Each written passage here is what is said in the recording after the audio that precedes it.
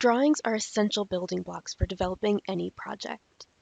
SOLIDWORKS Electrical projects are comprised of a series of drawings containing relevant design data. To create a new drawing, simply right-click on the book or folder where you want to add them. A variety of drawing types are available, each providing flexibility and detail.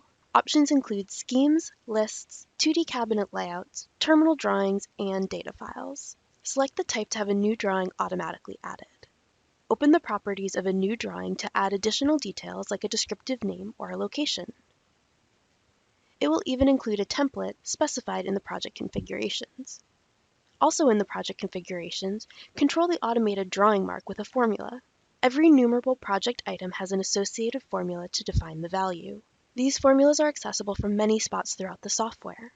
Take advantage of the many variables available in each to build complex results. Review custom formulas by filling in values in the test formula window. SOLIDWORKS Electrical makes it easy for designers to create and manage all project drawings.